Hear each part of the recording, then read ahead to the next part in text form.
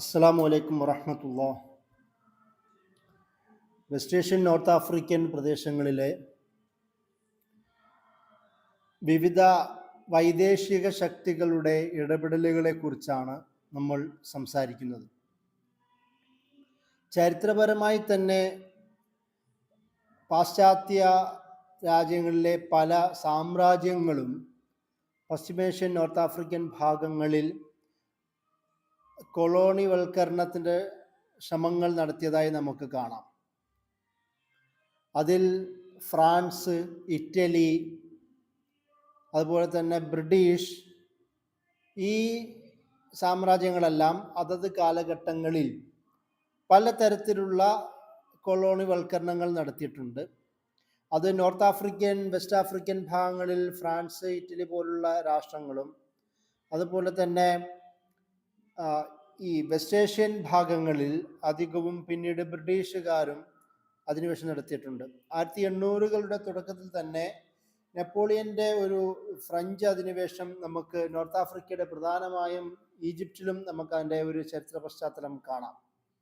പക്ഷെ എന്നാൽ ആധുനികത ആ ഒരു കാലഘട്ടത്തിലേക്ക് എത്തുമ്പോൾ ബ്രിട്ടീഷ് സാമ്രാജ്യം ഈ ഭാഗങ്ങളൊക്കെയും പിടിച്ചെടുക്കുന്നത് കാണാം. പ്രത്യേകിച്ച് ഫ്രഞ്ചുകാരെ പരാജയപ്പെടുത്തിക്കൊണ്ട്, അല്ലെങ്കിൽ അവരിൽ നിന്ന് അധികാരം ഏറ്റെടുക്കുന്ന സിറിയ അടക്കം ഈജിപ്റ്റ് അടക്കമുള്ള ഭാഗങ്ങളൊക്കെ ബ്രിട്ടീഷുകാരുടെ കയ്യിൽ വരുന്നു. ഉസ്മാനിയ ഖിലാഫത്ത് ഒരു വലിയൊരു അംബ്രല്ല എന്ന നിലയിൽ ഈ ഭാഗങ്ങളിലെല്ലാം അധികാരം വാണിരുന്നെങ്കിൽ പോലും 1800കളുടെ അവസാനത്തോടു കൂടി 1900കളിലും 1920കളോട് കൂടി ഒട്ടുമിക്ക പ്രദേശങ്ങളും അത് വിഘടിക്കപ്പെടുകയാണ് ഉണ്ടാവുന്നത്. അത് ട്രീറ്റി ഓഫ് സെവറസും അതുപോലെ ട്രീറ്റി ഓഫ് ലുസാനെ എന്നൊക്കെ അറിയപ്പെടുന്ന സെവറസ് സന്ധിയും ലുസാനെ സന്ധിയൊക്കെ അതിൻ്റെയൊക്കെ ഭാഗമായി ഒട്ടുമിക്ക പ്രദേശങ്ങളെല്ലാം ഉസ്മാനിയ ഖിലാഫത്തിൻ്റെ കയ്യിൽ നിന്ന് നഷ്ടപ്പെടുകയും അവിടെ പ്രത്യേകിച്ച് ഫലസ്തീൻ, ലെബനാൻ, ജോർദാൻ, സിറിയ എന്നീ ഭാഗങ്ങളിൽ, അതായത് ഷാം ഭാഗങ്ങളിൽ ബ്രിട്ടീഷ് മാൻഡേറ്റ് ശക്തമാവുകയും അതെല്ലാം ബ്രിട്ടീഷുകാരുടെ കീഴിലേക്ക് വരികയും ചെയ്യുന്നു. അങ്ങനെ സൂര്യൻ അസ്തമിക്കാത്ത സാമ്രാജ്യം എന്ന പേരിൽ അറിയപ്പെട്ട ബ്രിട്ടീഷ് സാമ്രാജ്യം 1900കളുടെ തുടക്കത്തിൽ തന്നെ വെസ്റ്റ് ഏഷ്യയുടെയും നോർത്ത് ആഫ്രിക്കയുടെയും ഒട്ടുമിക്ക ഭാഗങ്ങളും അവരുടെ അധീനതയിലേക്ക് കൊണ്ടുവരുന്നത് നമുക്ക് കാണാം. പിന്നീട് ഒന്നാം ലോക യുദ്ധം ഉണ്ടാകുന്നു. ആ ഒന്നാം ലോക യുദ്ധത്തിൽ ഉസ്മാനിയ ഖിലാഫത്ത് തകർന്നടിയുന്നു. ബ്രിട്ടീഷ് സാമ്രാജ്യം ഏകദേശം രണ്ടാം ലോക യുദ്ധത്തിൻ്റെ കാലത്ത് വരെ 1945 വരെയെങ്കിലും ഒട്ടുമിക്ക ഭാഗങ്ങളും നിലനിൽക്കുന്നുണ്ട്. ഇന്ത്യ അടക്കമുള്ള സൗത്ത് ഏഷ്യൻ നാടുകളൊക്കെ ബ്രിട്ടീഷ് സാമ്രാജ്യത്തിൻ്റെ കീഴിലായിരുന്നു. പിന്നീട് ആ ഭാഗങ്ങളിലെല്ലാം അവർക്ക് വിട്ടൊഴിയേണ്ടി വരുന്നു. ശക്തമായ ആൻറ്റി കൊളോണിയൽ സ്ട്രഗിൾ ഈ ഭാഗങ്ങളൊക്കെ സജീവമാവുന്നു. അങ്ങനെ നാഷണലിസ്റ്റ് പ്രസ്ഥാനങ്ങളും റെസിസ്റ്റൻസും, അത് സായുധ റെസിസ്റ്റൻസും റവല്യൂഷണറി മൂവ്മെൻറ്റുകളൊക്കെ സജീവമാവുന്നതിൻ്റെ ഭാഗമായി പലവിധ കാരണങ്ങളായി ബ്രിട്ടീഷ് സാമ്രാജ്യത്തിന് Asian, south east Asian, west Asian, അതുപോലെ തന്നെ നോർത്ത് ആഫ്രിക്കൻ ഈ അടക്കമുള്ള ചുറ്റുപാട് ഭാഗങ്ങളിലൊക്കെയും അവർക്ക് പിൻവാങ്ങേണ്ടി വരുന്ന ഒരു ചരിത്രവും നമുക്ക് കാണാം. ഈ ഒരു പശ്ചാത്തലത്തിലാണ് ഇന്ന് നിലനിൽക്കുന്ന വലിയൊരു ശക്തിയായ United state of America, USA, ഒരു അധികാര ശക്തിയായി ഉയർന്നു വരുന്നത്. USA പലപ്പോഴും ഒരു സാമ്പത്തിക ശക്തിയായി ഉയർന്നു വരികയും ചുറ്റുപാടുമുള്ള പ്രദേശങ്ങളിൽ അത് ലാറ്റിൻ അമേരിക്കൻ ഭാഗങ്ങളിലാവട്ടെ, അതല്ല അമേരിക്കയുടെ ചുറ്റുപാടുമുള്ള ബാക്കിയുള്ള കോണ്ടിനെന്റൽ ഭാഗങ്ങളാവട്ടെ, യൂറോപ്പുമായിട്ടുള്ള അവരുടെ ബന്ധങ്ങളൊക്കെയും സജീവമാക്കുകയും ചെയ്യുന്നത് കാണാം. രണ്ടാം ലോക യുദ്ധത്തോടു കൂടി ജപ്പാനിൽ ആണവായുധ വർഷം ഉണ്ടാവുകയും ഒരു ആണവ ശക്തിയായി, ഒരു ആയുധ ശക്തിയായി ഉയർന്നു വരികയും ചെയ്യുന്നതോടുകൂടി അമേരിക്ക ഒരു യൂണിപോളാർ പവറായി, ഒരു ഏകലോക ക്രമത്തിൻ്റെ ഒരു നേതാവായി അമേരിക്ക മാറുന്ന ഒരു ചരിത്രവും കൂടെ ഉണ്ട്. ആ ഒരു പശ്ചാത്തലത്തിലാണ് മറ്റൊരു റീജിയണൽ വാർ, അതായത് ശീതയുദ്ധം, കോൾഡ് വാർ എന്ന് വിളിക്കപ്പെടുന്ന മറ്റൊരു രണ്ട് ബ്ലോക്കുകളുടെ ഒരു യുദ്ധ രാഷ്ട്രീയ ചരിത്രം തുടക്കമിടുന്നത്. 1917 തന്നെ രൂപപ്പെടുന്ന, പിന്നീട് ബോൾഷെവിക് വിപ്ലവത്തിലൂടെ ശക്തമാവുന്ന USSRഉം അതിനെതിരെ ഒരു ക്യാപിറ്റലിസ്റ്റ് ശക്തി എന്ന നിലയിൽ അറിയപ്പെടുന്ന അമേരിക്കയും തമ്മിൽ നടന്ന നീണ്ട കാലത്തെ ശീതയുദ്ധ ആ ഒരു പശ്ചാത്തലം ഈ വെസ്റ്റ് ഏഷ്യൻ നോർത്ത് ആഫ്രിക്കൻ പ്രദേശങ്ങളെയും സാരമായി ബാധിച്ചതായും നമുക്ക് കാണാൻ സാധിക്കും. അതായത് ഒട്ടുമിക്ക പ്രദേശങ്ങളിലും ഈ പ്രദേശങ്ങളിൽ നാഷണലിസ്റ്റ് സോഷ്യലിസ്റ്റ് പ്രസ്ഥാനങ്ങൾ സജീവമാവുകയും അവിടെയെല്ലാം ജനങ്ങൾക്കിടയിൽ ഒരു ആന്റി അമേരിക്കൻ കാഴ്ചപ്പാട് ശക്തമാവുകയും ചെയ്യുന്ന ഒരു പശ്ചാത്തലമുണ്ട്. ഇതേ സമയം തന്നെ USSR എന്നത് ഒരു കമ്മ്യൂണിസ്റ്റ് ശക്തി ആയതുകൊണ്ട് അമേരിക്ക അവരുടെ ജനങ്ങൾക്കിടയിൽ കൺസർവേറ്റീവ് സൊസൈറ്റിയുടെ ലീഡർഷിപ്പ് എന്ന നിലയിൽ സ്വയം പ്രതിഷ്ഠിക്കുകയും ചെയ്യുന്നത് കാണാം. അതുകൊണ്ട് തന്നെ അറബ് മുസ്ലിം നാടുകളിലെ മതകീയത ഉപയോഗിച്ചുകൊണ്ട് അത് USSRനെതിരെയുള്ള ഒരു പ്രധാനപ്പെട്ട ബ്ലോക്കായും ഈ പറയുന്ന അറബ് മുസ്ലിം നാടുകളെയും വെസ്റ്റ് ഏഷ്യൻ നോർത്ത് ആഫ്രിക്കൻ നാടുകളെയും അമേരിക്ക ഉപയോഗിക്കുന്ന ഒരു ചരിത്രവും കൂടി നമുക്കുണ്ട്. ഇതൊക്കെ സംഭവിക്കുന്നത് 1945 മുതൽ 90 വരെയുള്ള കാലഘട്ടങ്ങളിലാണ്. അതുകൊണ്ട് തന്നെയാണ് അഫ്ഗാൻ മുജാഹിദുകൾക്ക് അമേരിക്ക ആയുധം നൽകുകയും USSRനെതിരെ പോരാടുവാൻ സഹായിക്കുക പോലും ചെയ്യുന്നത്. അതിൻ്റെ ഭാഗമായി തന്നെ ഒട്ടുമിക്ക ഭാഗങ്ങളിലും ഈ ഒരു ജിഹാദി വികാരം ശക്തമാവുകയും അവിടെ ഉസാമ ബിൻ ലാദനെ പോലുള്ള ആൾക്കാരുടെ ഒരു ഫോർമേഷൻ പോലും ഈ USSRനെതിരെയുള്ള പോരാട്ടത്തിന്റെ ഭാഗമാണ്. അതായത് പിൽക്കാലത്ത് അമേരിക്ക തന്നെ പ്രൊഡ്യൂസ് ചെയ്ത ആൾക്കാർ തന്നെ അമേരിക്കയ്ക്ക് വിരുദ്ധമായി വരുന്ന അല്ലെങ്കിൽ അങ്ങനെ ഒരു ഇമേജ് ഉണ്ടാക്കുന്ന ഒരു ചരിത്ര പശ്ചാത്തലം പോലും ഉണ്ടാവുന്നത് ഈ USSRന്റെ എതിരെയുള്ള ശീതയുദ്ധകാലത്തിന്റെ ഒരു പശ്ചാത്തലത്തിലാണ് എന്ന് നമ്മൾ മനസ്സിലാക്കണം. അത് അൽ ഖൈദ എന്ന് പറയുന്ന പാർട്ടിയോലോ മറ്റുള്ളതിനെ കുറിച്ചുള്ള രൂപീകരണത്തെ കുറിച്ചല്ല. അത് സ്വതന്ത്രമായി രൂപപ്പെട്ടതാണെന്നും അമേരിക്കയുടെ കയ്യില്ല എന്ന് പറയുന്ന ഒരു ആന്റി ടെറർ വാറിന്റെ അമേരിക്കയുടെ ഒരു നെറേറ്റീവിനെ അല്ല ഞാനിവിടെ വിശദീകരിക്കുന്നത്. അതിന് പകരം എങ്ങനെയാണോ അവർ റിലീജിയസിറ്റിയെ USSRനെതിരെ ഉപയോഗിച്ചത്, അത് ഏറ്റെടുത്ത ആൾക്കാർ തന്നെ അവരെ തന്നെ പിന്നീട് മറ്റു പല റീജിയണൽ കോൺഫ്ലിക്റ്റുകളെയും ഉപയോഗിക്കുന്ന തരത്തിലേക്കും താല്പര്യങ്ങൾ നേടിയെടുക്കുന്ന തരത്തിലേക്കും അമേരിക്ക മാറുന്ന ചരിത്രവും കൂടി നമുക്ക് ഈ കാലഘട്ടങ്ങളിൽ കാണുവാൻ കഴിയും. അപ്പോൾ ആ ഒരു പശ്ചാത്തലവും നമുക്ക് കാണാം. അതൊരു USSRനെ തകർക്കുവാൻ വേണ്ടി മുസ്ലിങ്ങളെ തന്നെ ഉപയോഗിക്കുന്ന, അതുപോലെ തന്നെ കമാലിസ്റ്റ് ഒരു വിഭാഗം, അതായത് തുർക്കി എന്ന് പറയുന്ന ഒരു പ്രധാനപ്പെട്ട ഒരു വെസ്റ്റ് ഏഷ്യൻ ശക്തിയെ അമേരിക്ക കമ്മ്യൂണിസ്റ്റ് വിരുദ്ധത എന്ന ഒരു പ്രതലത്തിൽ ഭൂമികയിൽ ശക്തമായി ഉപയോഗിച്ചത് പോലും നമുക്ക് കാണാം. അതുകൊണ്ട് തന്നെ സെക്യുലറിസ്റ്റുകളായ കമാലിസ്റ്റുകൾ അവരുടെ തുർക്കിയിൽ സ്വതന്ത്രമായ ഒരു തുർക്കിഷ് ഇസ്ലാം പോലും രൂപീകരിക്കുന്ന ചരിത്രമുണ്ട്. ആ തുർക്കിഷ് ഇസ്ലാം രൂപീകരിക്കുന്നതിന്റെ പ്രധാന ഡയമെൻഷൻ പോലും അത് കമ്മ്യൂണിസ്റ്റ് ചിന്തയ്ക്കെതിരെയായി മാറുക എന്നതും കൂടെ ആയിരുന്നു. തുർക്കിക്ക് മറ്റൊരു തരത്തിലുള്ള ഒരു ആഭ്യന്തര പ്രശ്നം കൂടെ ഉണ്ടായിരുന്നു. കാരണം അന്ന് തുർക്കി സ്റ്റേറ്റിനെതിരെ ഏറ്റവും കൂടുതൽ ആയുധമെടുത്തിരുന്നത് PKKയുടെയും അതിനു മുമ്പ് ഈ കുർദിഷ് നാഷണലിസ്റ്റ് വിഭാഗത്തിൽ നിന്നായിരുന്നു. അധിക കുർദിഷ് നാഷണലിസ്റ്റുകളും സോഷ്യലിസ്റ്റ്, മാവോയിസ്റ്റ്, മാർക്സിസ്റ്റ് വിഭാഗക്കാരായിരുന്നു. അവരെ ചെറുക്കുന്നതിനും, അതായത് കുർദിഷ് നാഷണലിസത്തെ ചെറുക്കുക, കമ്മ്യൂണിസ്റ്റ് വ്യാപനത്തെ ചെറുക്കുക എന്ന ഒരു മാനത്തിൽ അമേരിക്കയുടെ സഹായത്തോടു കൂടി തന്നെ തുർക്കി USSRന്റെ വിരുദ്ധമായ ഒരു പൊസിഷൻ സ്വീകരിച്ചതും നമുക്ക് ചരിത്രത്തിൽ കാണാം. അപ്പോൾ ഇതൊരു ഐഡിയോളജിക്കൽ വാറിന്റെ ഭാഗമായി അമേരിക്ക ഈ നാടുകളെ, ഇവിടുത്തെ ഒരു റിലീജിയോസിറ്റിയെ, അവിടുത്തെ കൾച്ചറിനെ, അവിടുത്തെ കൺസർവേറ്റീവ്സത്തെ ശക്തമായി ഉപയോഗിച്ച ഒരു ചരിത്രവും നമുക്ക് 1945 ശേഷം കാണുവാൻ കഴിയും. ഈ ഒരു ഇമേജ് പലതരത്തിൽ, അതായത് അമേരിക്കയുടെ താല്പര്യങ്ങൾ സംരക്ഷിക്കുന്ന, അവരുടെ സെക്യൂരിറ്റി സംരക്ഷിക്കുന്ന, അമേരിക്കയുടെ താല്പര്യങ്ങളെ അതിനോട് ചേർന്ന് നിൽക്കുന്ന ആൾക്കാരുടെ സംരക്ഷണം ഉറപ്പുവരുത്തുന്ന തരത്തിലുള്ള ഒരു ഫോറിൻ പോളിസി നയങ്ങളാണ് അമേരിക്ക വിവിധ കാലഘട്ടങ്ങളിലൂടെ രൂപീകരിച്ചത് എന്നതാണ് ഈ ആമുഖത്തിൽ എനിക്ക് പറയാനുള്ളത്. ഒന്നാം ലോക യുദ്ധവും കഴിഞ്ഞ് രണ്ടാം ലോക യുദ്ധത്തിലേക്ക് ശേഷം അമേരിക്ക അതുവരെ പ്രധാനമായും ഒരു സ്റ്റേറ്റ് ഇന്റർഫിയറൻസ് മിലിറ്ററി ആയിട്ടോ മറ്റു പലതായിട്ടോ അങ്ങനെ ധൈര്യം കാണിച്ചിരുന്നില്ല. പൊതുവെ അവർ മാറി നിൽക്കുന്ന ഐസൊലേഷൻ പോളിസി, അവിടുത്തെ പ്രസിഡന്റ് ആയിരുന്ന മൊൺറോ, അദ്ദേഹത്തിന്റെ പേരിൽ അറിയപ്പെടുന്ന ഒരു തിയറിയാണ് ഐസൊലേഷൻ പോളിസി. അത് ഉപേക്ഷിക്കുകയും നേരിട്ട് തന്നെ 45കൾക്ക് ശേഷം നേരിട്ട് തന്നെ ഇന്റർനാഷണൽ അഫയേഴ്സിലും പ്രത്യേകിച്ച് വെസ്റ്റ് ഏഷ്യൻ നോർത്ത് ആഫ്രിക്കൻ ഭാഗങ്ങളിലെ രാഷ്ട്രങ്ങളിലും പ്രദേശങ്ങളിലും നേരിട്ട് ഇടപെടുന്ന ഒരു തീരുമാനത്തിലേക്ക് അവരെത്തുന്നതും നമുക്ക് കാണാം. അതിന് ഏറ്റവും കൂടുതൽ ഒരു വലിയ ശക്തിയായി മാറുന്നത് ഈ ഭാഗങ്ങളിൽ 40കൾക്ക് ശേഷം വെസ്റ്റ് ഏഷ്യൻ നോർത്ത് ആഫ്രിക്കൻ ഭാഗങ്ങളിലെ ജിയോ പൊളിറ്റിക്സ് ആണ്. അതായത് അവിടെ എണ്ണ സമ്പത്ത്, നാച്ചുറൽ റിസോഴ്സ് കണ്ടെത്തുന്നു. അതോടുകൂടി അത് ഒരു അവരുടെ അമേരിക്കയുടെ തന്നെ വ്യാവസായിക വളർച്ചയ്ക്കും അവരുടെ ഒരു റീജിയണൽ ഡൊമിനൻസിനും ഒരു പ്രാദേശിക മേധാവിത്വത്തിനും ഓയിൽ അത്യാവശ്യമാണെന്നും പൊളിറ്റിക്കൽ എക്കണോമി, അതായത് സാമ്പത്തികമായ ഇടപെടലുകളുടെ രാഷ്ട്രീയ ആധിപത്യം സ്ഥാപിക്കാനുള്ള ഒരു താല്പര്യം അത് ഈ വെസ്റ്റ് ഏഷ്യൻ നോർത്ത് ആഫ്രിക്കൻ ഭാഗങ്ങളിലെ മിനറൽ റിസോഴ്സുമായും ഗ്യാസ് അതുപോലെ തന്നെ എണ്ണയുമായിട്ടുള്ള ഒരു രാഷ്ട്രീയത്തോടാണ് US ചേർത്ത് വെച്ചത്.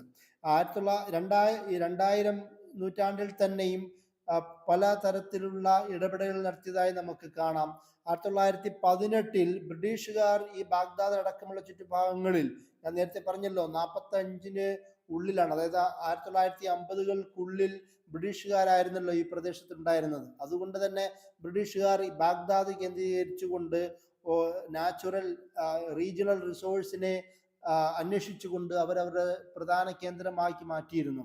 1960കളിലും 70കളിലും US വീണ്ടും ഒരു പ്രാദേശിക ശക്തിയായി മാറുകയും പേർഷ്യൻ ഗൾഫ് അഥവാ അറേബ്യൻ ഗൾഫ് ഭാഗങ്ങളിൽ ബ്രിട്ടീഷ് സാമ്രാജ്യത്തിന് പകരം ഇവർ സ്വതന്ത്രമായ ഒരു ഇമ്പീരിയലിസ്റ്റ് നീക്കം നടത്തുന്നത് നമുക്ക് കാണാം. 50കളിലും 60കളിലും ആ ഒരു കാലഘട്ടങ്ങളിൽ US ഒഫീഷ്യലുകൾ അറബ് നാഷണലിസ്റ്റുകളുടെ കൂടെ കൂടുകയും അതിൻ്റെ കൂടെ തന്നെ അവരുടെ അറബൻ നാഷണലിസത്തിന്റെ ഇളക്കങ്ങളെല്ലാം ഇവരുടെ ഓയിൽ താല്പര്യങ്ങൾക്ക് വിരുദ്ധമായി വരാതിരിക്കുവാനുള്ള ശ്രമങ്ങൾ നടത്തിയ ഒരു ചരിത്രമുണ്ട്. അതായത് ഈ നാഷണലിസ്റ്റ് പ്രസ്ഥാനങ്ങൾ അവരുടെ ഇൻഡിപെൻഡൻസ് നേടിയെടുക്കുകയും ഓരോ നാടുകളും സ്റ്റേറ്റായി ഭരണകൂടങ്ങളായി മാറുമ്പോഴും ഓയിൽ അവിടെ നാഷണലൈസേഷൻ സംഭവിക്കുന്നത് അമേരിക്കൻ താല്പര്യങ്ങൾക്ക് വിരുദ്ധമായിട്ടാണ് അവർ കണ്ടത്. അതുകൊണ്ട് വളരെ സൂക്ഷ്മമായി ഒരു ജാഗ്രത പുലർത്തിയ ചരിത്രം നമുക്ക് ഓയിലിന്റെ വിഷയത്തിൽ നമുക്ക് കാണാം. അതുപോലെ തന്നെ നിക്സന്റെ കാലഘട്ടത്തിൽ 1960കളുടെ അവസാന ഘട്ടത്തിൽ കൂടുതൽ ആ ഭാഗങ്ങളിലൂടെ ഭരണകൂടങ്ങളുമായി, അതായത് വെസ്റ്റ് ഏഷ്യൻ നോർത്ത് ആഫ്രിക്കൻ ഭാഗങ്ങളിലെ ഭരണകൂടങ്ങളോട് സാമ്പത്തികമായും അതുപോലെ തന്നെ സായുധപരമായിട്ടുള്ള സഹായങ്ങൾ നൽകുകയും ഈ ഭരണകൂടങ്ങളെ തങ്ങളുടെ താല്പര്യത്തിന്റെ കീഴിലേക്ക് കൊണ്ടുവരുവാൻ 1960കളിൽ അമേരിക്കൻ പ്രസിഡന്റ് നിക്സന് കഴിയുന്നതായി നമുക്ക് കാണാം.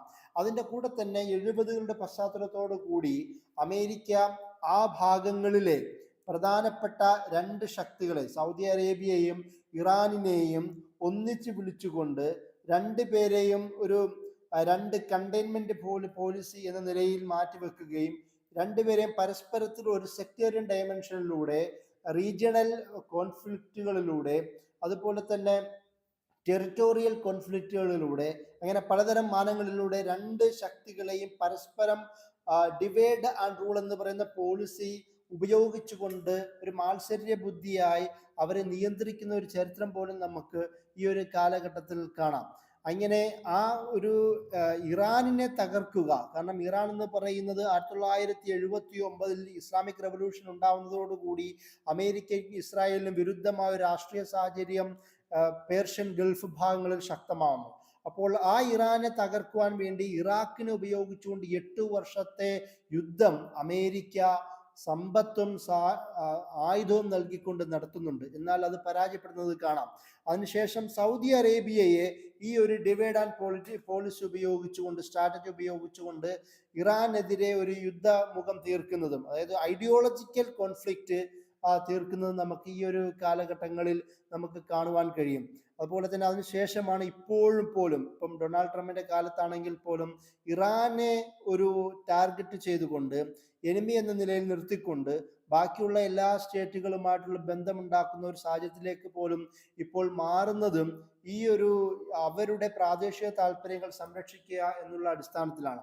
ഇത് കാർട്ടർ ഡോക്ട്രിൻ എന്ന പേരിൽ ജിമ്മി കാർട്ടറിന്റെ പ്രധാനപ്പെട്ട ഒരു നയം 1980-കളിൽ അദ്ദേഹം പ്രഖ്യാപിക്കുന്നുണ്ട്. അദ്ദേഹം പറയുന്നുണ്ട്, അമേരിക്കയുടെ തീരുമാനം എന്താന്ന് വെച്ചാൽ ഒരു തരത്തിലുമുള്ള എക്സ്റ്റേണൽ പുറത്തുനിന്നുള്ള ഒരു ശക്തിക്കും പേർഷ്യൻ ഗൾഫിൽ അവരുടെ താല്പര്യങ്ങൾക്ക് വിരുദ്ധമായി ശക്തി ചെലുത്തുവാൻ ഞങ്ങൾ സമ്മതിക്കില്ല. അത് മിലിറ്ററി ഫോഴ്സ് ഉപയോഗിച്ചാണെങ്കിൽ പോലും തടുക്കുകയും തുരത്തുകയും ചെയ്യുമെന്നായിരുന്നു കാർട്ടർ പ്രഖ്യാപിച്ചത്. അതായത് GCC അല്ലെങ്കിൽ ഇന്നത്തെ GCCയും പേർഷ്യൻ ഗൾഫും വെസ്റ്റ് ഏഷ്യയും അടക്കമുള്ള ഈ പ്രവിശാലമായ ലോകത്ത് അവരുടേതല്ലാത്ത, അതായത് അമേരിക്കയുടെ അല്ലാത്ത മറ്റൊരു ശക്തിക്ക് ഇടപെടാനുള്ള ഒരു റോളും അവർ അംഗീകരിച്ചു കൊടുത്തിരുന്നില്ല എന്നാണ് ഈ കാർട്ടർ 80-കളിൽ തന്നെ പ്രഖ്യാപിച്ചത്. അത് അവർ ഇന്നും അമേരിക്ക അവരുടെ ഒരു പ്രഖ്യാപിത നയമായി കൊണ്ട് നടത്തുന്നത് കാണാം. ഈ ഒരു ഘട്ടം 1940-കൾക്ക് ശേഷമാണല്ലോ, അതായത് 48-ലാണല്ലോ ഇസ്രായേൽ സ്റ്റേറ്റ് സ്ഥാപിക്കപ്പെടുന്നത്. ഈ സ്റ്റേറ്റ് സ്ഥാപനം യഥാർത്ഥത്തിൽ മുഴുവൻ വെസ്റ്റ് ഏഷ്യൻ നോർത്ത് ആഫ്രിക്കൻ പ്രദേശത്തെ വലിയ സാരമായി ബാധിച്ച ഒരു വിഷയമാണ്. അമേരിക്കയ്ക്ക് ഇസ്രായേൽ എന്ന് പറയുന്നത് വെസ്റ്റ് ഏഷ്യൻ നോർത്ത് ആഫ്രിക്കൻ ഭാഗത്തെ അവർക്ക് ആ ഭാഗത്തുള്ള താല്പര്യങ്ങളൊക്കെ സംരക്ഷിക്കാൻ പറ്റുന്ന, അല്ലെങ്കിൽ അവിടെ ആ ഭാഗങ്ങളിൽ വെസ്റ്റ് ഏഷ്യൻ നോർത്ത് ആഫ്രിക്കൻ ഭാഗങ്ങൾ അമേരിക്കയുടെ താല്പര്യങ്ങൾക്ക് വിരുദ്ധമായി സംഭവിച്ചാൽ അതിനെ തടുക്കാനും ചെറുക്കാനും പറ്റുന്ന ഒരു ശക്തിയുടെ സാന്നിധ്യം വേണം എന്നതാണ് അമേരിക്കയും ഇസ്രായേലും തമ്മിലുള്ള പാർട്ണർഷിപ്പിന്റെ പ്രധാന ഒരു മാനം കിടക്കുന്നത്. അതുകൊണ്ട് തന്നെ എങ്ങനെ ഒരു കാലത്ത് ബ്രിട്ടീഷ് സാമ്രാജ്യമാണ് ഇസ്രായേലിനെ ഉണ്ടാക്കുന്നതെങ്കിൽ ബ്രിട്ടീഷ് സാമ്രാജ്യത്വം തകർന്നതിന് ശേഷം ഇസ്രായേലിനെ നിലനിർത്തുന്നത് അമേരിക്ക ഏറ്റെടുത്തതായി പോലും നമുക്ക് കാണാം. അത് ഒരു തരത്തിൽ അമേരിക്ക ഇസ്രായേലുമായിട്ടുള്ള ബന്ധത്തിൽ അതൊരു ക്രിസ്ത്യൻ സയോണിസത്തിന്റെ ഒരു പശ്ചാത്തലം കൂടി ഉണ്ടതായി പണ്ഡിതന്മാർ ചൂണ്ടിക്കാട്ടുന്നുണ്ട്. അതായത് അമേരിക്കയിലെ ഡെമോക്രാറ്റ്സ് ആവട്ടെ റിപ്പബ്ലിക്കൻ പാർട്ടികളാവട്ടെ, ഈ രണ്ട് പാർട്ടികളിലും പ്രധാനമായും കൺസർവേറ്റീവ് കാഴ്ചപ്പാടുള്ള ക്രിസ്തീയ വിഭാഗക്കാരാണ് സജീവമായി ഈ പാർട്ടിയിൽ പ്രവർത്തിക്കുന്നത്. അവർക്ക് അമേരിക്കൻ സൊസൈറ്റിയുടെ ഏറ്റവും പ്രധാനപ്പെട്ട ഒരു പ്രത്യേക കൺസർവേറ്റീവ് ഒരു സൊസൈറ്റി ആണെന്നുള്ളതാണ്. ഒരു കാത്തലിക്സ് ആവട്ടെ ഓർത്തഡോക്സ് ആവട്ടെ ഏത് വിഭാഗമാണെങ്കിലും ഹൈലി റിലീജിയസ് ആയ കൺസർവേറ്റീവ് ഒരു വിഭാഗമാണ് അമേരിക്കയുടെ ഉള്ളിൽ നിൽക്കുന്ന സൊസൈറ്റി. അവർക്കിടയിൽ തന്നെ ഒരു ക്രിസ്ത്യൻ സയോണിസം രൂപപ്പെടുന്നു. അതായത് യേശുക്രിസ്തുവിന്റെ തിരിച്ചുവരവിന് ഇസ്രായേൽ സമൂഹം ആവശ്യമാണെന്ന് പറയുന്ന, ആ യേശുക്രിസ്തുവിന്റെ ഒരു അന്തിമ വിജയത്തിന് ഇസ്രായേൽ സമൂഹം ആവശ്യമാണെന്ന് പറയുന്ന ഒരു കൺസെപ്റ്റ് ഉള്ള വിഭാഗമാണ് ക്രിസ്ത്യൻ സയോണിസം. അതിൻ്റെ ഒരു ഭാഗവും കൂടി നമുക്ക് US-ന്റെ രാഷ്ട്രീയത്തിൽ കാണുവാൻ കഴിയും. നിരവധി പഠനങ്ങൾ ആ ഒരു വിഷയത്തിൽ വന്നിട്ടുണ്ട്. അതുപോലെ തന്നെ റീഗന്റെ കാലത്താണെങ്കിലും ബുഷ് സീനിയറിന്റെ കാലത്താണെങ്കിൽ പോലും ഈ ഇസ്രായേലുമായിട്ടുള്ള ബന്ധം ഒരു സ്ട്രാറ്റജിക് റിലേഷൻഷിപ്പ് എന്ന നിലയിലാണ് അവർ കണ്ടത്. ഈ PLO ബ്ലാക്ക് സെപ്റ്റംബർ എന്ന് പറയുന്ന ഒരു വലിയ സംഭവം ഉണ്ടാവുന്നുണ്ട്. അതായത് ഫുട്ബോൾ നടക്കുന്ന പശ്ചാത്തലത്തിൽ അവരെ അറ്റാക്ക് ചെയ്യുന്ന ഒരു സന്ദർഭം ഉണ്ടാവുന്നുണ്ട്. ആ ഒരു പശ്ചാത്തലത്തിലൊക്കെയും അമേരിക്ക ഇസ്രായേലിന്റെ പ്രധാനപ്പെട്ട ഒരു സഹായിയായി മാറുന്നതും നമുക്ക് കാണുവാൻ കഴിയും.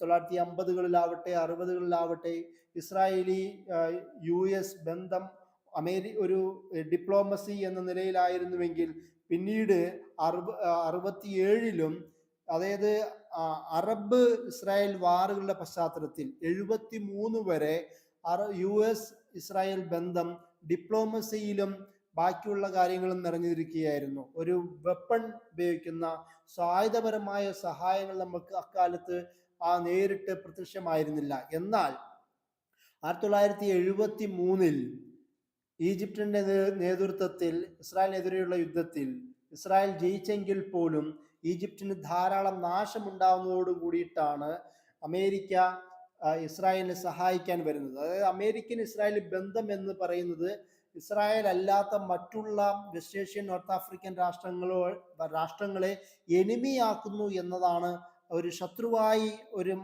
പ്രതിസ്ഥാനത്ത് പ്രതിഷ്ഠിക്കുന്നു എന്നതാണ് അതിൻ്റെ അർത്ഥം. അതുകൊണ്ട് തന്നെ അമേരിക്ക ഇസ്രായേലിന്റെ താല്പര്യങ്ങളെ സംരക്ഷിക്കുന്നതോടുകൂടി തന്നെ ഈ മറ്റുള്ള ചുറ്റുപാടുമുള്ള വെസ്റ്റ് ഏഷ്യൻ നോർത്ത് ആഫ്രിക്കൻ രാഷ്ട്രങ്ങളെ തങ്ങളോടുകൂടി ചേർത്ത് നിർത്തേണ്ട ഒരു സാഹചര്യം കൂടി ഉണ്ടായിരുന്നു. ഈ ഒരു സാഹചര്യമാണ് ഞാൻ നേരത്തെ പറഞ്ഞ USSRന്റെ ഒരു പശ്ചാത്തലത്തിൽ കമ്മ്യൂണിസ്റ്റ് എന്ന് പറയുന്ന ഒരു വില്ലനെ പ്രതിഷ്ഠിച്ചുകൊണ്ട്, അതായത് റെഡ് എനിമിയായി മാറിക്കൊണ്ട് അതിനെ ആ ഒരു തരത്തിൽ അറബ് മുസ്ലിം നാടുകളിലെ റിലീജിയസിറ്റി ഉപയോഗിച്ചുകൊണ്ട് അവരെ തങ്ങളുടെ ഭാഗത്തേക്ക് ചേർക്കുന്ന ഒരു സമീപനം ഇവർ കൈക്കൊണ്ടതും നമുക്ക് കാണാം. ഇങ്ങനെ ഇസ്രായേലിനോട് കൂടി ചേർന്ന് നിൽക്കുന്നതിന്റെ പേരിൽ അമേരിക്കയ്ക്ക് ലഭിക്കുന്ന ഒരുപാട് പാഴ്വാക്ക്, അതായത് തെറി വാക്കുകളെ തടുക്കുവാൻ USSRന്റെ മറ പിടിച്ചുകൊണ്ട് അമേരിക്കയ്ക്ക് സാധിച്ചതായി പോലും നമുക്ക് ചരിത്രത്തിൽ കാണുവാം.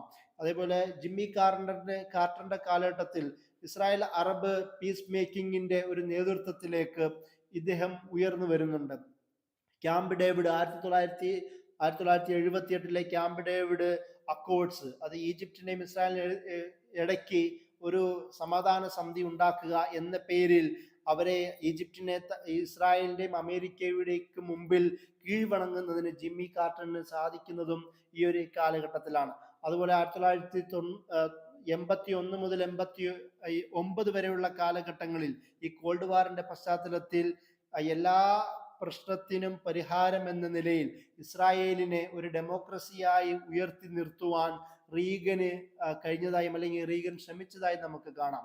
പ്രസിഡന്റ് ബിൽ ക്ലിന്റന്റെ കാലത്തിൽ 1993 മുതൽ 2001 വരെ കാലഘട്ടത്തിലും ഈ റബിനെയൊക്കെ മുന്നിൽ നിർത്തിക്കൊണ്ട് ഒരുപാട് സന്ധികൾ തയ്യാറാകുന്നു. അതായത് ജോർഡാൻ അടക്കമുള്ള ഷാം പ്രവിശ്യയിലെ പ്രധാനപ്പെട്ട രാഷ്ട്രങ്ങളെ ഇസ്രായേലിന്റെ താല്പര്യങ്ങളിലേക്ക് കൊണ്ടുവരിക. അങ്ങനെ ഓസ്ലോ അക്കോർഡ്സ് ഒക്കെയും ഈ ഒരു കാലഘട്ടത്തിലാണ്. 93 ഒന്നാമത്തെയും 95 രണ്ടാമത്തെയും ഓസ്ലോ അക്കോർഡ്സ് പ്രസിഡന്റ് ബിൽ ക്ലിന്റന്റെ കാലഘട്ടത്തിലാണ് സംഭവിക്കുന്നത്. അതേപോലെ തന്നെ ഇസ്രായേലി സിറിയൻ ചർച്ചകൾ 96 മുതൽ 99 വരെ നടന്ന ഇസ്രായേലി സിറിയൻ ചർച്ചകളൊക്കെയും ഈ ഒരു കാലഘട്ടത്തിലാണ്. PLOയെ അവർ കയ്യിൽ നിന്ന് ആയുധം താഴ്വെപ്പിക്കുന്ന ഈ ഒരു കാലഘട്ടത്തിലാണ്. ഈ ഒരു കാലഘട്ടത്തിൽ ഇതിന്റെ പേരിലാണ് യാസർ അറഫാത്തിന് നോബൽ പ്രൈസ് പോലും ലഭിക്കുന്നത്.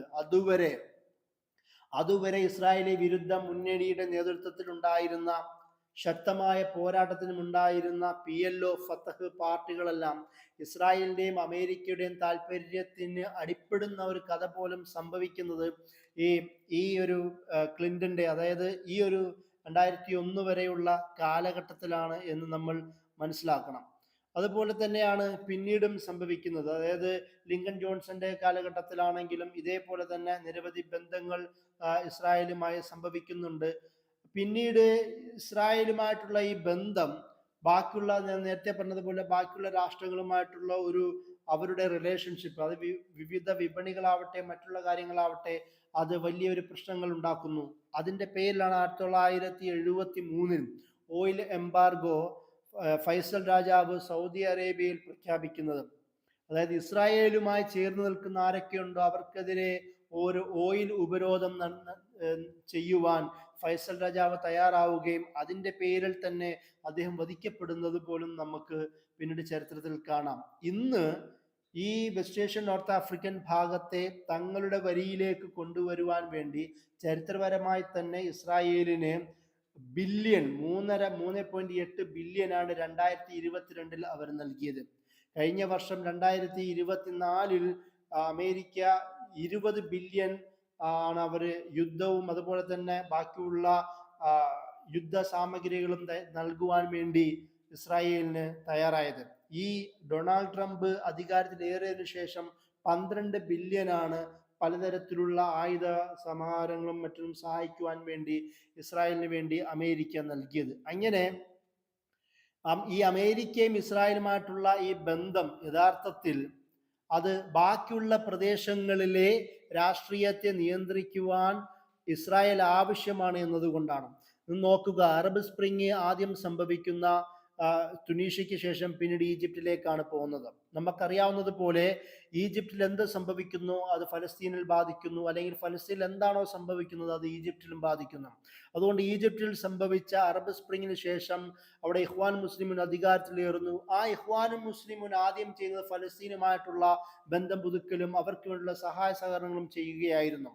എന്നാൽ 1.5 വർഷം കൊണ്ട് തന്നെ അമേരിക്കയും ഇസ്രായേലിന്റെയും സഹായത്തോടു കൂടി തന്നെ അവിടെ കൗണ്ടർ റെവല്യൂഷൻ ഉണ്ടാവുകയും ഇഖ്വാൻ മുസ്ലിമൂൻ അധികാരത്തിൽ നിന്ന് നീക്കം ചെയ്യുകയും അവരെ തീവ്രവാദ സംഘടനയായി പ്രഖ്യാപിക്കുകയും ബാൻ ചെയ്യുന്നത് പോലും നമുക്ക് കാണുവാൻ കഴിയും. അതായത് ഇസ്രായേലിന്റെ താല്പര്യങ്ങൾക്ക് വിരുദ്ധമായ ഒരനക്കങ്ങൾ പോലും വെസ്റ്റ് ഏഷ്യൻ നോർത്ത് ആഫ്രിക്കൻ ഭാഗങ്ങളിൽ അമേരിക്ക സമ്മതിക്കില്ല എന്നതാണ് നമുക്കിപ്പോൾ കാണുവാൻ കഴിയുന്ന ഒരു വിഷയം. ഡൊണാൾഡ് ട്രംപിന്റെ പോളിസി പോലും അതിന്റെ ഭാഗമാണ്. ഡൊണാൾഡ് ട്രംപിന് മുമ്പുണ്ടായിരുന്ന ഒബാമ അഡ്മിനിസ്ട്രേഷനും, അതായത് ഒബാമയാവട്ടെ ബൈഡൻ ആവട്ടെ, അവരൊക്കെയും പരമാവധി ഈ വെസ്റ്റ് ഏഷ്യൻ നോർത്ത് ആഫ്രിക്കൻ ഭാഗങ്ങളിൽ ഒരു പുതിയൊരു ഇമേജ് ഉണ്ടാക്കുവാനും അറബ് മുസ്ലിം നാടുകളുമായി ചേർന്ന് നിൽക്കുന്ന ഒരു സ്വഭാവമാണ് തനിക്കുള്ളതെന്ന് ഒബാമ നന്നായി ഇമേജ് ഉണ്ടാക്കാൻ ശ്രമിക്കുന്ന നമുക്ക് കാണാം. അൽ അസർ യൂണിവേഴ്സിറ്റി പോവുകയും അവിടെ പ്രസംഗിക്കുകയും അത് വലിയ ഒരു വിപ്ലവമായി, ഒരു ചേഞ്ച് എന്ന് പറയുന്ന മുദ്രാവാക്യം തന്നെയാണ് ഒബാമ കൊണ്ടുവന്നത്. എന്നാൽ എല്ലാ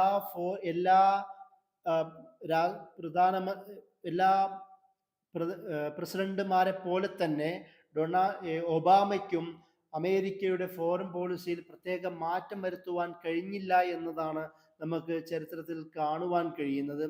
അതുപോലെ തന്നെ ഡൊണാൾഡ് ട്രംപും ഇതേ ഒരു രീതിയിലാണ് മുന്നോട്ട് പോയത്. ഡൊണാൾഡ് ട്രംപിന് മുമ്പ് ബൈഡനും അദ്ദേഹത്തിൻ്റെതായ ചില നിലപാടെടുക്കുകയും എന്നാൽ ആ നിലപാടോടുകൂടി വലിയ പ്രശ്നങ്ങൾ നേരിടേണ്ടി വന്നു. ഇസ്രായേലിനെ സഹായിക്കുന്നെങ്കിൽ പോലും ഇസ്രായേൽ അതിക്രൂരമായി ഫലസ്തീൻ ഭാഗത്തെയും ലെബനാൻ ഭാഗത്തേക്കും അറ്റാക്ക് നടത്തുന്നതോടുകൂടി അത് ബൈഡന്റെ ഇമേജിന് ശക്തമായി ബാധിക്കുന്ന ഒരു രാഷ്ട്രീയ സാഹചര്യം ഉണ്ടാവുന്നതായും നമുക്ക് കാണാം. ഇതിനെതിരെയാണ് ഈ ഒരു കാഴ്ചപ്പാടിനെതിരെ ആഭ്യന്തര മേഖലയിൽ അമേരിക്കയിൽ വലിയ പ്രശ്നങ്ങൾ ഉണ്ടാവുന്നു. ഡൊണാൾഡ് ട്രംപിന്റെ ആദ്യ ഭരണകാലഘട്ടത്തിൽ അയാൾ ആദ്യം പ്രഖ്യാപിച്ചത് എല്ലാ സൈന്യത്തെയും തിരിച്ചു കൊണ്ടുവരുമെന്നായിരുന്നു. തിരിച്ചു കൊണ്ടുവരാൻ അദ്ദേഹം ശ്രമിക്കുകയും ചെയ്തു. അതായത് ദേശീയവാദ പ്രവണതയ്ക്ക് ഡൊണാൾഡ് ട്രംപ് ശക്തി നൽകി, ഒരു വൈറ്റ് സുപ്രീമസിക്കും ശക്തി നൽകി. ഇതിന്റെ ഭാഗമായി പിന്നീട് വന്ന ബൈഡനോട് ശക്തമായ വിരുദ്ധത ഉണ്ടാവുകയും ഡൊണാൾഡ് ട്രംപിന്റെ തീരുമാനത്തെ, അതായത് അമേരിക്കയുടെ താല്പര്യങ്ങൾക്ക് മുന്നിൽ വെക്കുന്ന, അമേരിക്കയ്ക്ക് പ്രശ്നം വരാത്ത തരത്തിൽ മേക്ക് അമേരിക്ക ഗ്രേറ്റ് അഗൈൻ, മാഗ എന്ന് പറയുന്ന ഒരു മുദ്രാവാക്യം തന്നെയും ഡൊണാൾഡ് ട്രംപ് മുന്നോട്ട് വെച്ചു. ബൈഡനോട് ജനങ്ങൾ എതിർ നിൽക്കാൻ പോലും ഇത് തന്നെയായിരുന്നു കാര്യം. അപ്പോൾ ഇങ്ങനെ ഒരു തരത്തിൽ ബൈഡന്റെ മറ്റൊരു നിലപാടായിരുന്നു ഈ ഇറാനുമായിട്ടുള്ള സന്ധി സംഭാഷണങ്ങൾക്ക് മുന്നോട്ട് വരിക എന്ന് പറയുന്നത്. എന്നാൽ ഡൊണാൾഡ് ട്രംപ് പ്രധാനമായും തന്നെ ചെയ്തത് ബൈഡൻ ഈ പറയുന്ന ഇറാനുമായിട്ടുള്ള സന്ധി സംഭാഷണങ്ങൾ സ്റ്റോപ്പ് ചെയ്യുക എന്നതായിരുന്നു പ്രധാനമായും തന്നെ ആദ്യം ചെയ്തത് എന്ന് നമുക്ക് കാണുവാൻ കഴിയും.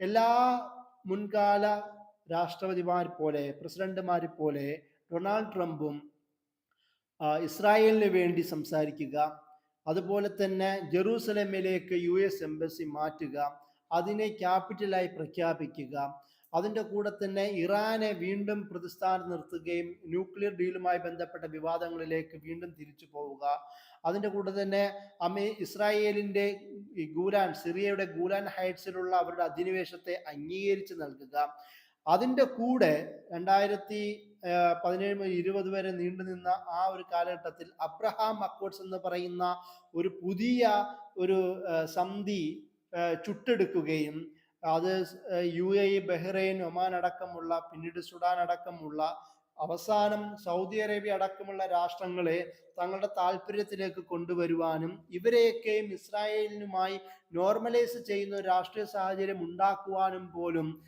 ഡൊണാൾഡ് ട്രംപിന് കഴിഞ്ഞു എന്നതാണ്. ബൈഡൻ യഥാർത്ഥത്തിൽ ഈ അറബ് ഇസ്രായേൽ നോർമലൈസേഷൻ പ്രോസസ്സ് കൂടുതൽ വിശാലമാക്കാൻ ശ്രമിച്ചെങ്കിൽ പോലും അത് പിന്നീട് ഒക്ടോബർ 7 സംഭവിക്കുന്നതോടുകൂടി, അതായത് 2023 ഒക്ടോബർ 7 തുഫാനുൽ അഖ്സ സംഭവിക്കുന്നതോടുകൂടി സൗദി അറേബ്യയെ തങ്ങളുടെ നോർമലൈസേഷൻ പ്രോസസ്സിലേക്ക് കൊണ്ടുവരുവാൻ അവർക്ക് സാധിക്കാതെ പോകുന്നു. എന്നാൽ ഇപ്പോൾ ഡൊണാൾഡ് ട്രംപിന്റെ പ്രധാനപ്പെട്ട തീരുമാനങ്ങളിൽ ഒന്ന് സൗദി അറേബ്യയെയും ബാക്കിയുള്ള രാഷ്ട്രങ്ങളെയും സിറിയ അടക്കമുള്ള പുതിയ ഒരു ഭരണ സംവിധാനം രൂപപ്പെട്ട ആ നാടിനെ പോലും ഇസ്രായേലുമായിട്ടുള്ള ഒരു നോർമലൈസേഷൻ പ്രോസസ്സിലേക്ക് സമ്മതിപ്പിക്കുന്ന ഒരു സമ്മർദ്ദം ചെലുത്തുന്ന രാഷ്ട്രീയ സാഹചര്യം ഉണ്ടാക്കുകയാണ് ഡൊണാൾഡ് ട്രംപ് ഇപ്പോൾ GCCയിൽ നടത്തുന്ന 4 ദിവസത്തെ വിസിറ്റിൽ പ്രധാനമായും ഉദ്ദേശിക്കുന്നത്. അഹമ്മദ് ഷറയോട്, അതായത് പുതിയ സിറിയൻ പ്രസിഡന്റായ അഹമ്മദ് ഷറയ അല്ലെങ്കിൽ ജൂലാനിയോട് അദ്ദേഹം പറയുന്നത്, നിങ്ങൾക്ക് പതിറ്റാണ്ടുകളായി സിറിയയ്ക്ക് മേൽ നടത്തിയിരുന്ന എല്ലാ തരത്തിലുള്ള ഉപരോധങ്ങൾ നീക്കാം, പക്ഷേ ഇസ്രായേലുമായിട്ടുള്ള ഇസ്രായേലുമായിട്ടുള്ള നോർമലൈസേഷന് സമ്മതിക്കണം, വഴങ്ങണം. അതുപോലെ തന്നെ ഫലസ്തീനികളെ സഹായിക്കുന്നത് നിർത്തണം. അതുപോലെ തന്നെ അവിടെ ഈ ജൂലാനിയുടെ കീഴിൽ വിവിധ ഭാഗങ്ങളിൽ നിന്ന് വന്ന പോരാളികളെ അവിടുന്ന് ഡിപ്പോർട്ട് ചെയ്യണം എന്നൊക്കെ പറയുന്ന ചില താല്പര്യങ്ങൾ, നിബന്ധനകളാണ് ജൂലാനിയുടെ മുമ്പിൽ വെച്ചു കൊടുത്തിരിക്കുന്നത്.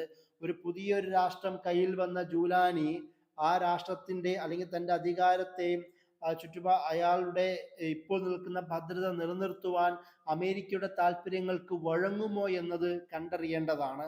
ചില ന്യൂസുകളുടെ അടിസ്ഥാന പ്രകാരം ജൂലാനിയും ഇസ്രായേലുമായി ബന്ധപ്പെട്ട ചില ചർച്ചകൾ പോലും നടക്കുന്നു എന്നാണ് പുതിയ വാർത്തകൾ. എന്നാണെങ്കിൽ പോലും ഡൊണാൾഡ് ട്രംപിന്റെ ഈ ഒരു കാഴ്ചപ്പാട് ജൂലാനി സ്വീകരിക്കുകയാണെങ്കിൽ അത് യഥാർത്ഥത്തിൽ തുർക്കിയുമായി വലിയൊരു പുതിയൊരു കോൺഫ്ലിക്റ്റിലേക്ക് സിറിയ പോകുന്ന ഒരു രാഷ്ട്രീയ സാഹചര്യം ഉണ്ടാവും. കാരണം തുർക്കിയാണല്ലോ ജൂലാനിയെ സഹായിച്ചതും അവിടെ ഒരു അധികാരത്തിലെ കൊണ്ടുവരാൻ പിന്നിൽ നിന്നതും തുർക്കി തന്നെയാണ്.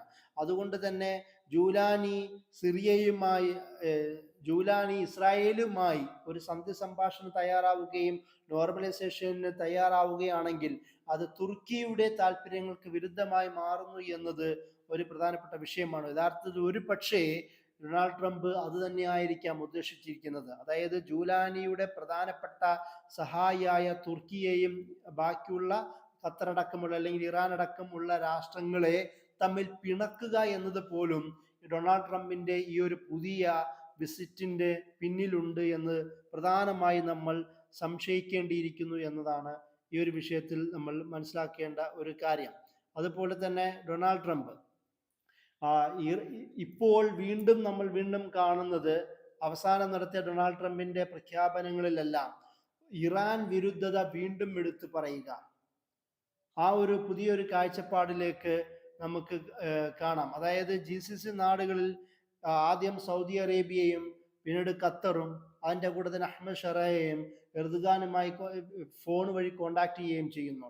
പിന്നീട് UAE പോകുന്നു. ഈ നാടുകളെല്ലാം പ്രത്യേകിച്ച് GCC നാടുകൾ ഇറാൻ എതിരെയുള്ള ബ്ലോക്കിലാണല്ലോ.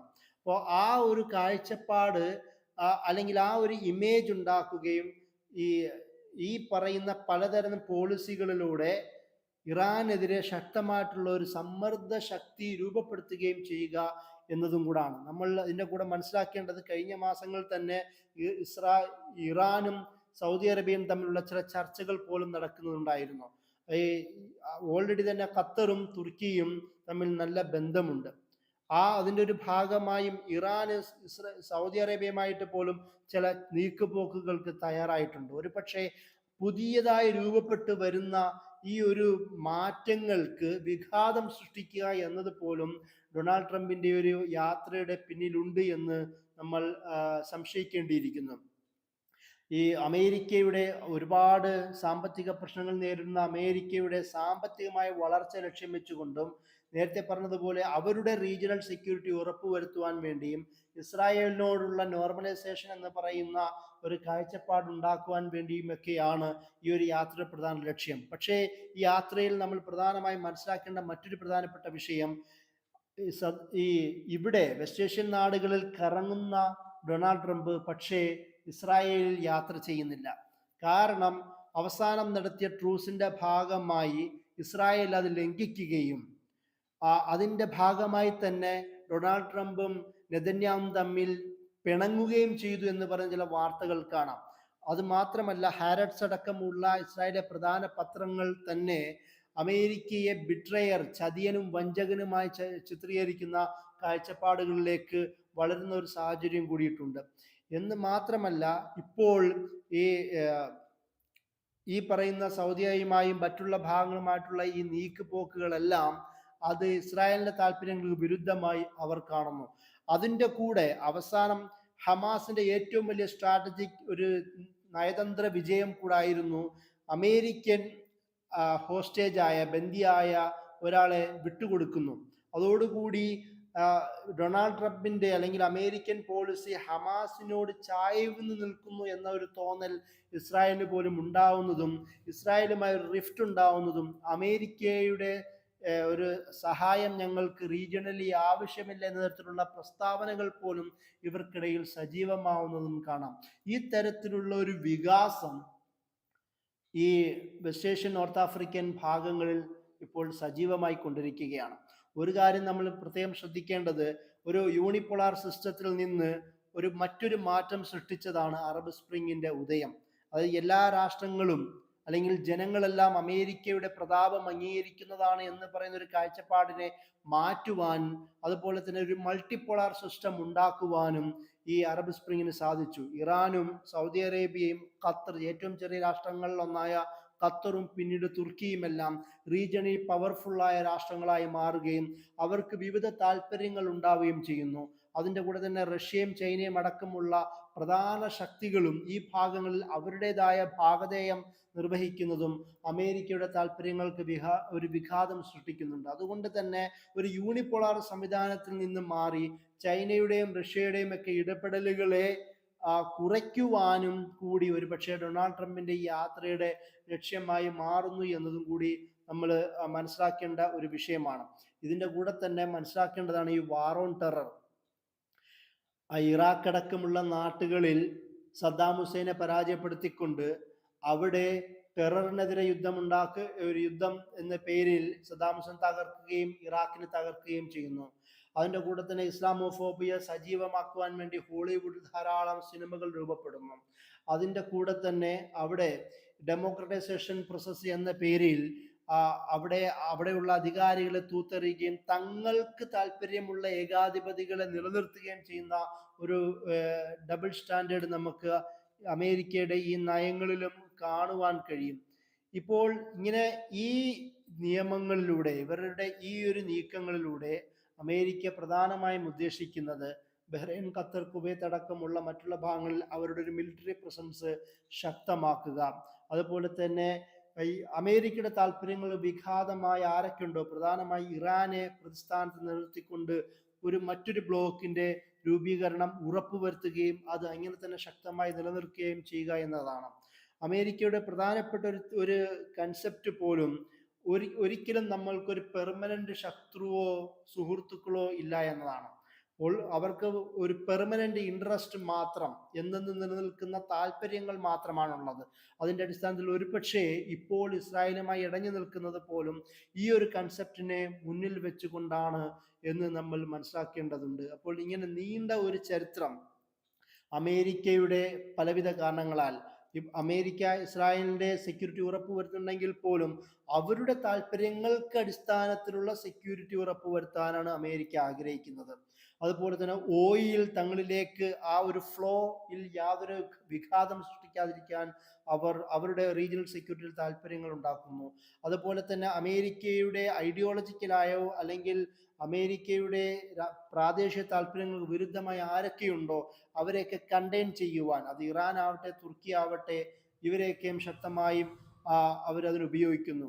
ഖത്തറിനെതിരെയുള്ള 2017 ആ സമയത്ത് നടന്ന ഉപരോധം പോലും ഇത് അമേരിക്കയുടെയും ഇസ്രായേലിന്റെയും താല്പര്യങ്ങൾക്ക് അടിസ്ഥാനത്തിലുള്ളതായിരുന്നു നമുക്ക് മനസ്സിലാക്കാൻ കഴിയും. അതായത് അൽ ജസീറ അടക്കമുള്ള ചാനലുകൾ പൂട്ടുക, ഹമാസിനോടും അല്ലെങ്കിൽ ഫലസ്തീനുള്ള വിവിധ സംഘടനകളെ, പോരാള സംഘങ്ങളെ സഹായിക്കുന്ന നിർത്തുക, ഇഖ്വാൻ മുസ്ലിമൂനെയും ഒഴിവാക്കുക, യൂസുൽ കർലാവിനെ പുറത്താക്കുക, അതുപോലെ തന്നെ നിരവധി തുർക്കിയുടെ മിലിറ്ററി ബേസ് ഉണ്ടാക്കുന്നതിൽ നിന്ന് മാറി നിൽക്കുക എന്നൊക്കെയുള്ള ഒരുപാട്, അതായത് അമേരിക്കയുടെയും ഇസ്രായേലിന്റെയും പ്രാദേശിക താല്പര്യങ്ങൾക്ക് വിരുദ്ധമായി ഖത്തർ പോകുന്നു എന്നത് കണ്ടുകൊണ്ടാണ് സൗദി അറേബ്യയുടെ നേതൃത്വത്തിലുള്ള മറ്റുള്ള GCC നാടുകൾ ഈ ഖത്തറിനെതിരെ ഉപരോധം പോലും അവര് നടത്തുന്നത്. എന്നാൽ ചെറിയ രാഷ്ട്രമായ ഖത്തറിന്റെ ഒരു വിൽ പവർ കൊണ്ട് തന്നെ ഈ ഉപരോധത്തെ തകർക്കുവാനും ഖത്തറിന്റെ താല്പര്യങ്ങളിലേക്ക് ഈ GCC നാടുകൾക്ക് വീണ്ടും തിരിച്ചു വരുന്ന ഒരു സാഹചര്യം കൂടി നമുക്ക് കാണാം. ഇതിൻ്റെയൊക്കെ ഒരു അർത്ഥം അമേരിക്കയുടെ താല്പര്യങ്ങൾക്ക് വിരുദ്ധമായി നിലനിൽക്കാൻ പറ്റുന്ന രാഷ്ട്രീയ ശക്തികൾ ഇപ്പോഴും GCC നാടുകളിലും വെസ്റ്റ് ഏഷ്യയിലും ഉണ്ട് എന്നതാണ്. അമേരിക്കയുടെ താല്പര്യങ്ങളെ ചെറുക്കുവാനും അതുപോലെ തന്നെ ഇസ്രായേൽ എന്ത് കുറ്റം ചെയ്താലും ഇസ്രായേലിനെ സംരക്ഷിക്കുന്ന അമേരിക്കയുടെ താല്പര്യങ്ങൾക്ക് വിരുദ്ധമായി ജനകീയ മുന്നണി രൂപപ്പെടുത്തുവാനും വലിയൊരു റെസിസ്റ്റൻസ് രൂപപ്പെടുത്തുവാനും വെസ്റ്റ് ഏഷ്യൻ നോർത്ത് ആഫ്രിക്കൻ ഭാഗങ്ങളിലെ രാഷ്ട്രങ്ങൾക്ക് കഴിയുമെന്നാണ് നമുക്ക് ഈ ഒരു ചർച്ചകളിൽ നിന്ന് മനസ്സിലാക്കാൻ കഴിയുന്നത്. ഇത്രയും പറഞ്ഞുകൊണ്ട് ഞാൻ എൻ്റെ വാക്കുകൾ അവസാനിപ്പിക്കുന്നു. അസ്സലാമു അലൈക്കും.